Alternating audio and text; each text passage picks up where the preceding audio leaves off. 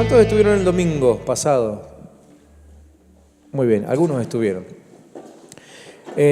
Paulo compartió con nosotros algo acerca de Ezequiel y en medio del mensaje tiró un desafío. No sé cuántos de ustedes tomaron el desafío. El desafío fue empezar a leer Ezequiel, el libro de Ezequiel, ¿sí? El Ezequiel de la Biblia. No sé si hay otro Ezequiel que haya escrito un libro, pero estamos hablando del Ezequiel de la Biblia, ¿no? Y yo tomé el desafío y me puse a leer algunas cosas y tengo que confesar que llegué solamente hasta el versículo número 3 del primer capítulo. No pude avanzar más porque ya ahí me frené. Una frase que leí ahí ya me frenó y de ahí me tuve que quedar. Así que quiero compartir algunas cosas que en mi tiempo devocional encontré ahí en ese pasaje. Ezequiel, si quieren búsquenlo, y si no simplemente escuchen, yo se lo voy a leer. Ezequiel capítulo 1, los 3 primeros versículos. Ezequiel dice: yo, el sacerdote Ezequiel, hijo de Buzi, estaba un día a orillas del río Quebar, en Babilonia. ¿Dónde estaba? En Babilonia. Entre los que habían sido llevados al destierro. En esto se abrió el cielo y vi a Dios en una visión. Era el día 5 del mes cuarto del año 30, 5 años después que el rey Joaquín había sido llevado al destierro. Y el Señor puso su mano sobre mí.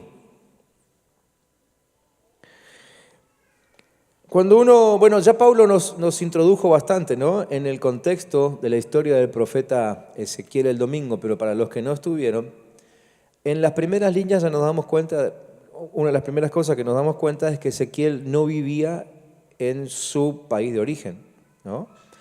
¿Por qué? Porque era parte del grupo que había sido llevado cautivo a Babilonia, ¿sí? Y entonces apenas empieza el libro, él comienza a contar un poco su experiencia. No es que ahonda mucho en su experiencia, pero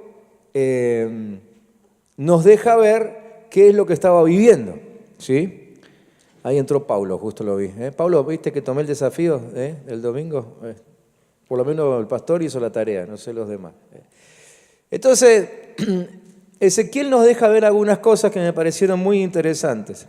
En primer lugar, él dice que él es parte de un grupo que fue desterrado, ¿no? Estaba en cautiverio, o sea, él estaba en cautiverio, él no estaba en su lugar de origen, no estaba en su país, estaba en otro país, en el país de los que en ese momento eran, digamos, los poderosos de la época. Hasta hacía unos años atrás no había países poderosos. De hecho, cuando ellos recién se instalaron en Canaán, en el territorio que Dios les dio, en esa época no había países poderosos. Pero después de eso empezaron a aparecer algunos países poderosos y ahora, como bien lo explicó Pablo el domingo, estaban gobernando los caldeos. Por eso, un grupo interesante de hijos de Dios, del pueblo de Dios, fueron transportados a esta tierra, una tierra que no era la de ellos, Babilonia, ¿sí?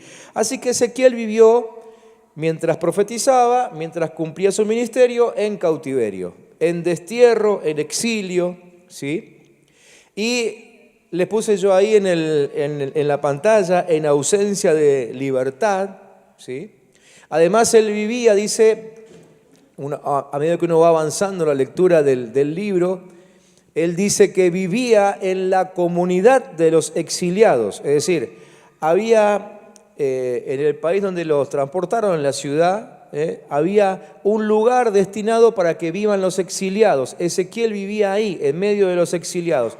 No le pasaba lo mismo a todos los exiliados. Por ejemplo, hubo otros profetas, hombres importantes como Daniel, que fue también transportado más o menos en el tiempo de Ezequiel, ¿sí?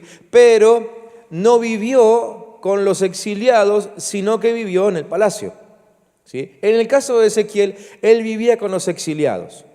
Ustedes imagínense una comunidad donde todos fueron sacados de su territorio, todos perdieron la libertad, todos vivían el destierro, el exilio. Imagínense cómo era el ámbito ahí todo el tiempo, ¿no? Imagínense ustedes viviendo en un barrio donde nadie quiere vivir ahí. ¿Cómo se imagina que sería eso, no? Sería un tormento importante, ¿no? Todo el tiempo hablando mal del lugar donde vivían. Bien. Una segunda cosa que muestra el libro de Ezequiel es que el pueblo de Dios, como también lo mencionó Pablo el domingo, estaban atravesando un periodo muy importante de decadencia religiosa, ¿sí? Había mucha idolatría, y como producto de la idolatría, los mismos compueblanos, los mismos del pueblo de Ezequiel, se burlaban de sus profecías, ¿sí? Y decían que nunca se iban a cumplir, que eran profecías fuera de contexto, que eran para otra época, ¿no? La gente que vivía ahí a causa de la idolatría estaban más dispuestos a escuchar mentiras en boca de los falsos profetas que las verdades que decía Ezequiel. Generalmente era gente que respondía con nostalgia, es decir, con apego a las tradiciones, eran muy, muy tradicionalistas religiosamente hablando, ¿sí? Así que ellos le daban muchísima bolilla al templo, a los elementos del templo, a la tierra, a Jerusalén misma, la ciudad santa, ¿no? Y le daban más importancia a todas esas cosas que a Dios mismo. O sea, para ellos era más importante adorar un edificio como este que adorar a Dios. Todo eso era producto de la idolatría. Además, Ezequiel nos cuenta que ellos se fueron transformando en seguidores de Baal. Baal era uno de los dioses paganos, ¿no? de los pueblos que vivían allí en aquella época. Y unas características de la idolatría a Baal es que es una idolatría muy materialista. Pero esa idolatría además era sincretista. ¿Qué significa eso? Significa que la fe que uno tiene se mezcla con otras fes, ¿sí? Entonces, ellos decían ser el pueblo de Dios, pero permitían muchas cosas de la idolatría a Baal. Entonces hacía que la mezcla sea una cosa increíble, ¿no? En medio de ese ámbito estaba viviendo Ezequiel.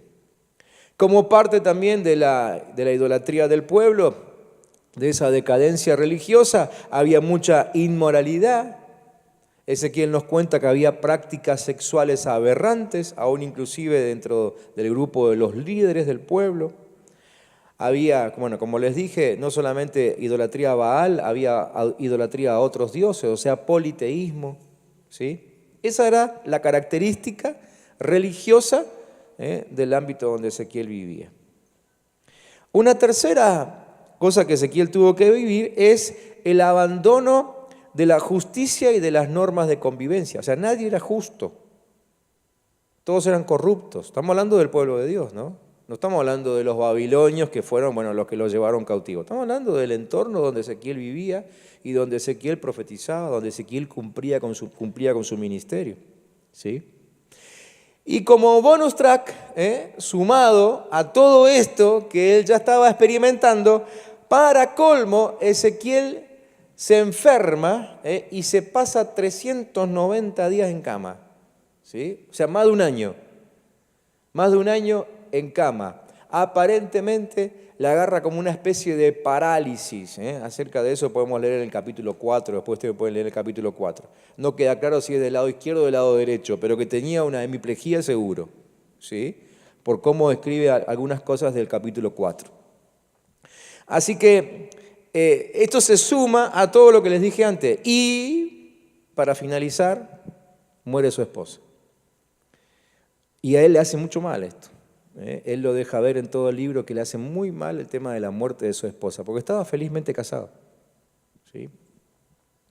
Así que, mientras yo iba leyendo los primeros versículos y obviamente ayudándome con algunos comentarios y cosas así de la historia de Ezequiel, me fui dando cuenta que con todas estas características en las cuales Ezequiel tenía que vivir y desarrollar su ministerio, la verdad que este hombre bien podría haber sido un inútil, un descarriado, o un rencoroso, o una persona que vivía enojado, o un depresivo, ¿sí? Pero la verdad es que estamos frente a un hombre que tuvo un ministerio increíble, ¿sí? muy diferente a otros ministerios, ¿sí? Y claro, el domingo Pablo nos hizo una referencia muy importante acerca de Ezequiel y tiene que ver con el nombre de él, ¿no? ¿Se acuerdan lo que decía Pablo el domingo? Ezequiel significa Dios me fortalece, ¿sí? O Dios es mi fuerza, o Dios me hace fuerte. Eso significa Ezequiel. Y evidentemente Ezequiel le hizo honor al nombre, ¿no? Porque estaban todas las condiciones dadas como para que él sea un tipo común y corriente o menos que eso. Y que realmente se maneje con debilidad en medio de su pueblo. Pero evidentemente, a medida que uno va leyendo el libro de Ezequiel, vamos viendo cómo Dios lo fue haciendo fuerte para enfrentar esa situación, esas circunstancias de vida tan adversas que él tenía que atravesar, ¿sí? Es decir, cuanto más áspero se ponía el ambiente donde él tenía que vivir, más fuerte lo hacía Dios. Fíjense, por ejemplo, le leo un versículo del capítulo 3, donde Dios le dice a Ezequiel, yo hago tu frente como el diamante, que es más duro que el pedernal. Le estaba diciendo, yo te voy a hacer un cabeza dura, te voy a hacer un cabeza dura. O sea, no un cabeza dura en el mal sentido, sino un cabeza dura en contra de los pecados del pueblo, ¿sí? Dios lo fue haciendo fuerte.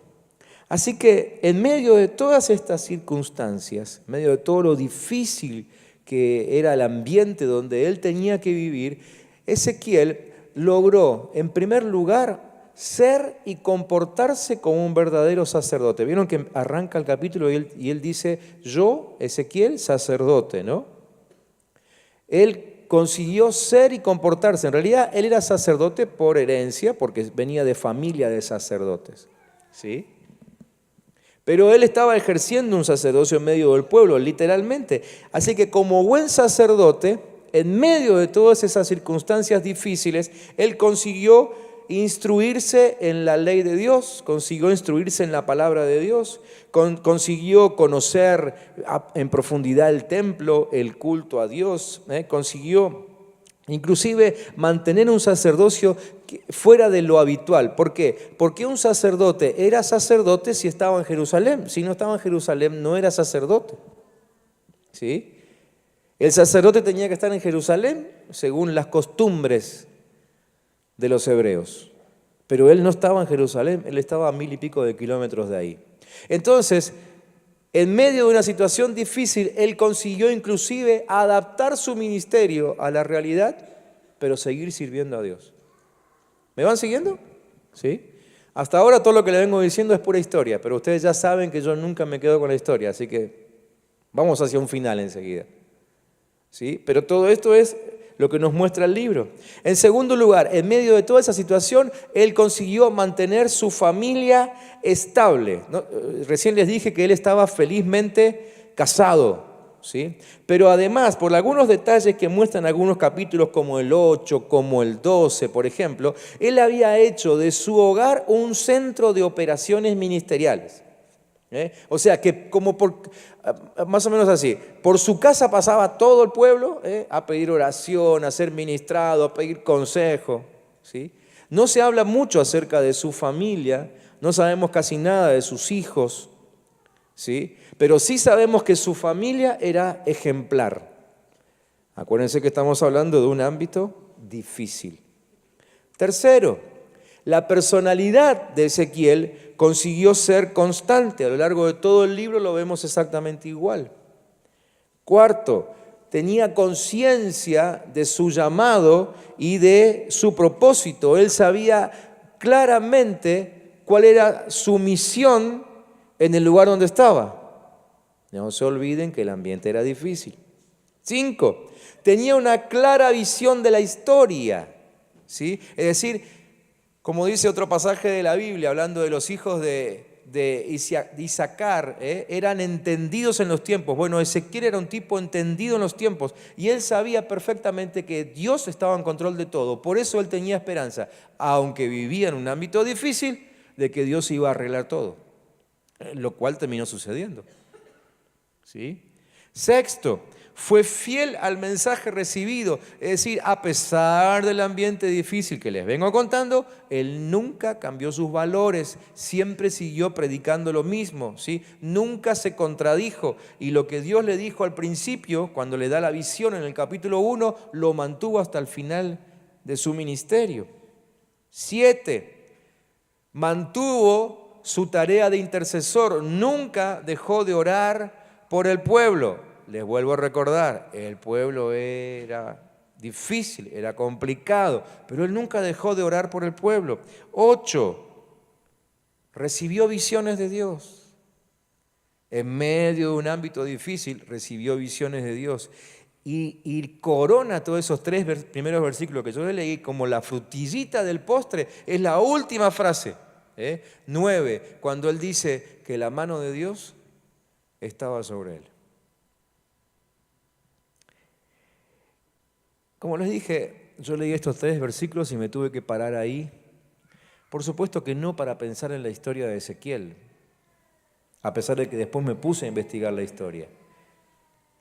Pero cuando leí esos 3 versículos, que él está en cautiverio, todo lo que vivió, que está resumido en esos 3 versículos, ¿no? Acerca de la idolatría de su propio pueblo, cómo lo trataban mal, cómo se burlaban de él,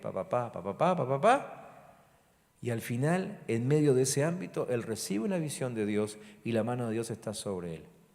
Entonces yo me puse a pensar, y aquí viene la aplicación, en nosotros, en mí en todo caso. ¿Y cómo actuaría yo si yo estuviese en un ámbito tan difícil? ¿Cómo actúo yo cuando las cosas no son como yo quiero? ¿Cómo actúo yo cuando no estoy en el lugar que yo quiero vivir? ¿Cómo actúo yo cuando a mi alrededor todo el mundo piensa diferente? ¿Cómo actúo? ¿Sí? Es decir, ¿cómo queda mi fe después de un tiempo viviendo en un lugar como este? ¿Cómo soy yo en situaciones como la que vivió Ezequiel? Primero dijimos que él vivió en cautiverio, ¿no? ¿Cómo soy yo cuando no puedo vivir donde me gustaría vivir? ¿Cómo soy yo cuando estoy en ausencia de libertad, cuando no puedo moverme libremente? ¿Cómo soy yo viviendo en medio de un pueblo como el cual nosotros vivimos hoy, ¿no? Donde todo el mundo se queja todo el tiempo como si ni siquiera fueran argentinos? ¿Cómo vivimos? ¿Somos de los que inmediatamente nos contagiamos y nos enganchamos con las conversaciones de todos?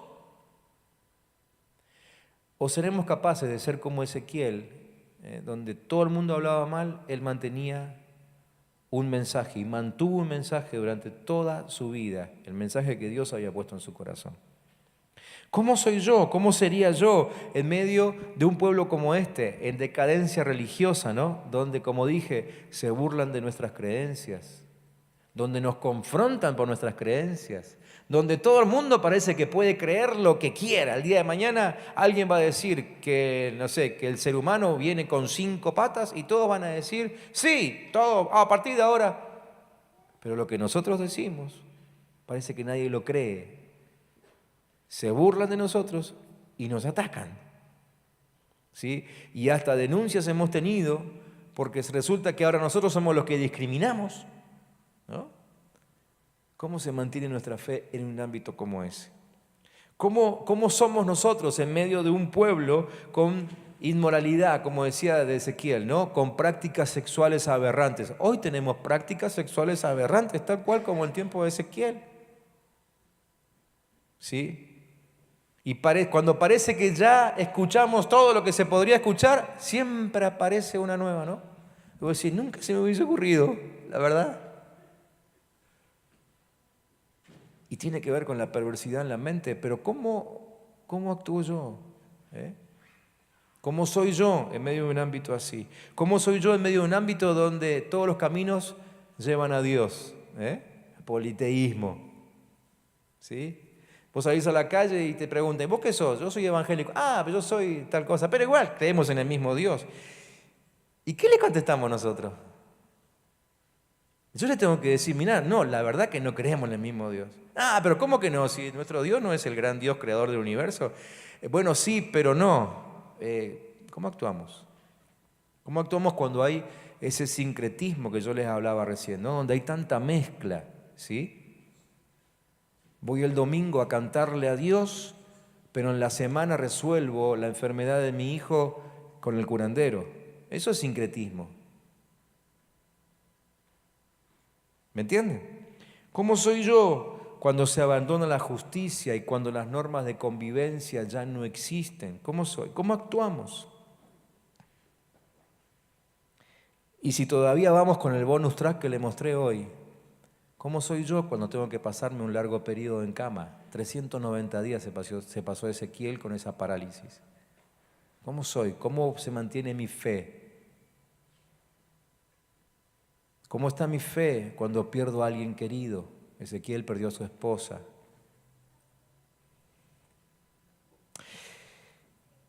Es interesante que Ezequiel nos muestra esto, que aún en las circunstancias más adversas y más difíciles, para aquel que nunca deja de esperar en Dios, aún allí Dios le puede hablar. No hay nada, la verdad es que no hay nada, ni inventado ni por inventar, que pueda impedir que Dios nos hable si nosotros queremos escucharle. Fíjense todo lo que atravesó Ezequiel y en medio de todo ese panorama horrible, Dios le dio una visión y con esa visión condujo a su pueblo. En medio de todo ese panorama horrible, dice 7 veces el libro de Ezequiel que la mano de Dios estaba sobre Ezequiel.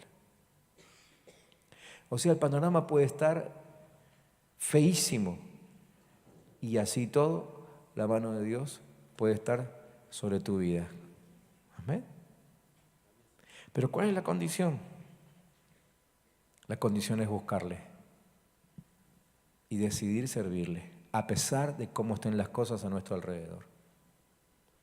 Recién oramos por el domingo. Estamos esperando que Dios ponga a los justos a gobernar. Definitivamente yo creo que el Señor está levantando hijos suyos en medio del territorio argentino, ¿no? Para gobernar. Pero la verdad es que parece que las cosas se ponen cada vez más difíciles, hasta inclusive para los hijos de Dios. Y si las cosas se pusieran más difíciles, ¿cómo sería nuestra fe? A mí me gustaría que esta noche terminemos tomando el ejemplo, el modelo de Ezequiel y podamos declarar que sea como sea la circunstancia que nos toque vivir, no vamos a dejar de ser fieles a Dios. ¿Sí? ¿Qué les parece? ¿Están de acuerdo? ¿Cuántos estarían de acuerdo conmigo? ¿Cuántos se pondrían de pie, por ejemplo, para que oremos juntos en este momento? Si no están de acuerdo o tienen que pensarlo, no hay ningún problema. No hace falta que se paren y lo pueden hacer la semana que viene, el año que viene, cuando ustedes quieran. Yo prefiero hacerlo ahora, porque cuanto antes la mano de Dios se deposite sobre mí, mejor. Yo prefiero hacerlo ahora. ¿Para qué voy a dudar? ¿Para qué voy a esperar 1 año o 10 años? ¿Sí? Si sé que ahora, si yo me decido a servirle ahora, Dios tendrá una visión para darme y tendrá una palabra para darme, tendrá un mensaje para darme y podrá usarme para bendecir a la gente que me rodea, como usó a Ezequiel en aquel tiempo. ¿Sí? ¿Me entienden? Entonces, ¿por qué esperar? A ponerse más firme más adelante. Quizás las cosas se pongan tan difíciles que sea cada vez más difícil ponerse firme. Mejor decidirlo ahora. ¿Qué les parece? Cierren sus ojos, por favor. Cierren sus ojos. Y yo sé que todos atravesamos situaciones complicadas. Quizás ahora mismo estás viviendo una que no te gustaría vivir. Y te sentís como Ezequiel fuera de tu territorio. Estás ahora atravesando una situación que no deberías estar atravesando. Fue injusto que Ezequiel tuviese que ir cautivo a Babilonia. Fue injusto. Porque era un hijo de Dios, decidido a servir a Dios. fue fiel, fue injusto. Pero él nunca se quejó. Él entendió que su ministerio era ahora en medio de una tierra de cautividad, donde él no estaba libre, donde no podía hacer lo que quería. Pero decidió servir a Dios ahí. Entonces quizás ahora no estás viviendo exactamente como te gustaría. Quizás ahora no están pasando las cosas que te gustaría que te pasen. Quizás están pasando cosas que nunca pensaste que te pasarían, que nunca esperaste, con personas, situaciones. Pero la historia de Ezequiel nos enseña que donde sea que vivamos, que sea quien sea el que está al lado nuestro, Dios puede hablarnos, Dios puede usarnos y Dios con seguridad nos va a fortalecer. Dios no te va a dejar sin fuerzas. Dios no te deja sin palabra. Dios no te deja sin ministerio, aunque la cosa esté realmente fea, desagradable. ¿Cuántos pueden levantar la voz y decir: Dios me fortalece, Dios me fortalece, Dios me fortalece? Me gustaría que ahora, no sé, me encantaría yo poder impartirte una visión, pero bueno, esas son cosas que solo Dios hace, ¿no? Pero me encantaría que puedas ver en el Espíritu cómo Dios ahora te imprime una fuerza especial en medio de esa situación difícil que estás atravesando.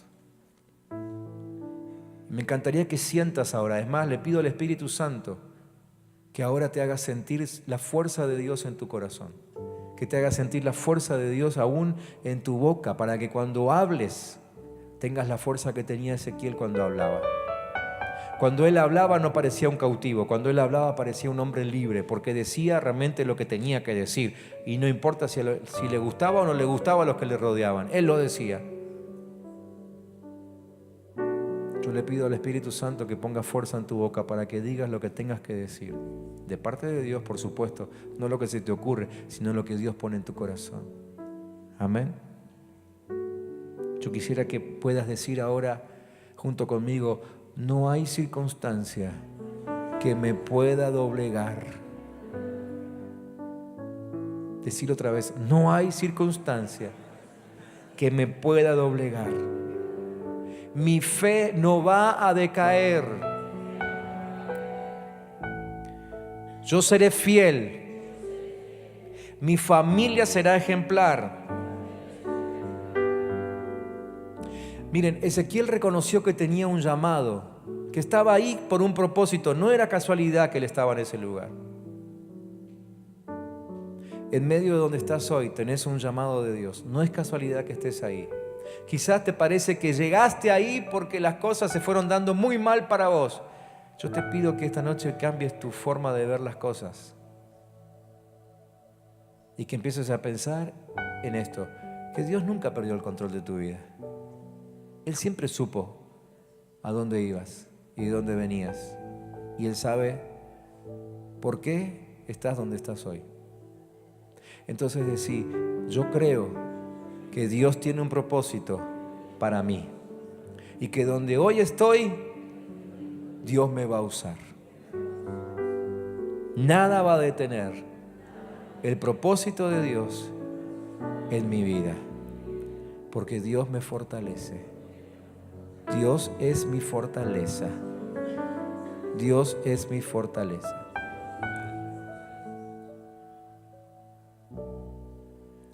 Sí, Señor, lo creemos y lo hemos declarado. Tú eres nuestra fortaleza.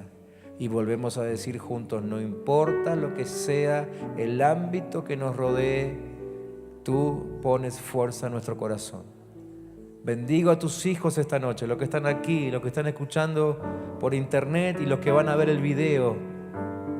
Los bendigo en el nombre de Jesús para que siempre decidan por hacer tu voluntad, no importa la situación ni las circunstancias que les toque vivir. Los bendigo en el nombre de Cristo Jesús.